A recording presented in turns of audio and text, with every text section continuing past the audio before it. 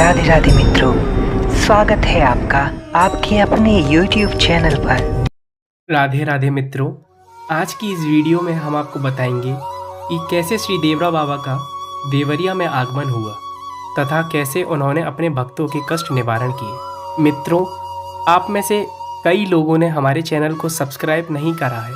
कृपया चैनल को सब्सक्राइब करें और बेल आइकन को दबाएं। वीडियो को लाइक करें और शेयर करें। धन्यवाद।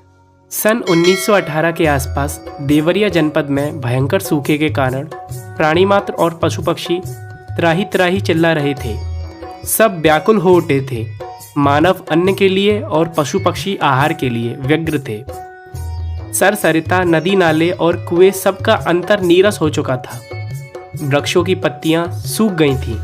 ऐसी विकट परिस्थिति में जनमानस अपनी ही नहीं समूचे प्रदेश के भाग्य के विडंबना पर आशुप्रात कर रहे थे।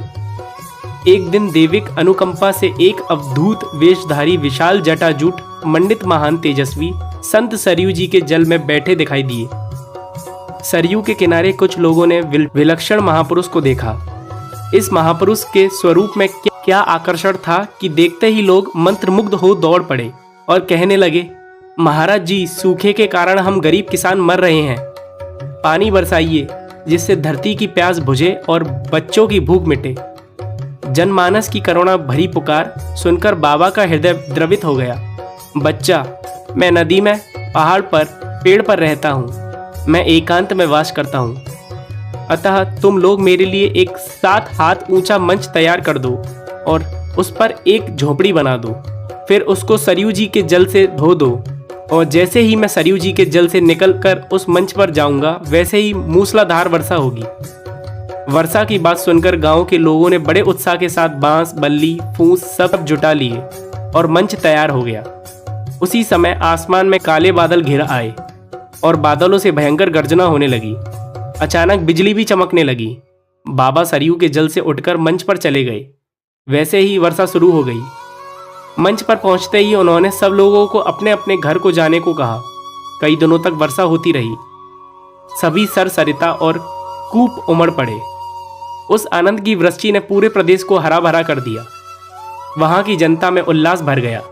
दिन पर दिन बाबा के दर्शन के लिए लोगों की भीड़ बढ़ने लगी।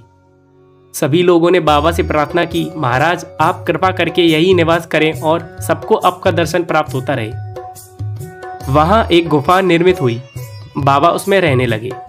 भक्तों की सेवा से प्रसन्न हो बाबा ने कहा, यहाँ दियारा पड़ेगा और मैं सरयू माँ से प्रार्थना करूंगा कि वह जमीन दें, किंतु इस शर्त पर कि तुम लोग चरागाह के लिए अधिक जमीन छोड़ दो और मेरा मंच भी दियारा में ही बनेगा।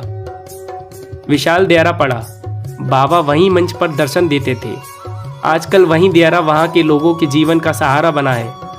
पूज्य बाबा जब मैल के पास मंच पर विराजमान रहते तो लार रोड से लेकर मचान तक का माहौल ऐसा रहता था जैसे कोई पावन उत्सव हो रहा हो। सभी जाने वालों का मंतव्य एक ही रहता, अपनी समस्या का समाधान और संत दरस की आस। बाबा का दर्शन और प्रसाद पाकर भक्तों के दुख और कष्ट दूर हो जाते थे। साथ ही साथ जीवन का एक संबल भी प्राप्त हो जाता था।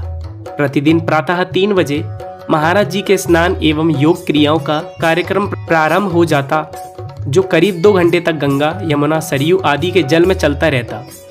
5 बजे से ही दर्शनार्थी पहुंच जाते, जो क्रम 10 बजे रात्रि तक अनवरत चलता रहता। 10 बजे रात्रि में श्री महाराज पुनः नदी के जल में चले जाते और 12 बजे के लगभग लौटते।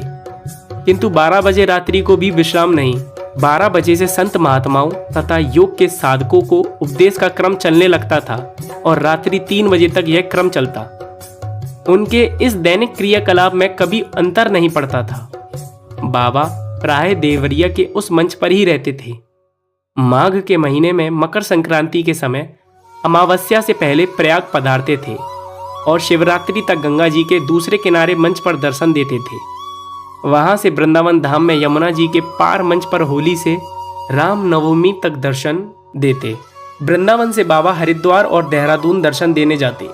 उसके उपरांत वाराणसी में 80 घाट के उस पार गंगा जी के अंदर मंच के ऊपर दर्शन देते। फिर गंगा दशहरा के पश्चात वे देवरिया प्रस्थान कर देते थे। उत्तराखंड, पटना आदि स्थानों पर बाबा कभी कभी दर्शन देते थे और अपने भक्तों की समस्याओं का निवारण करते थे।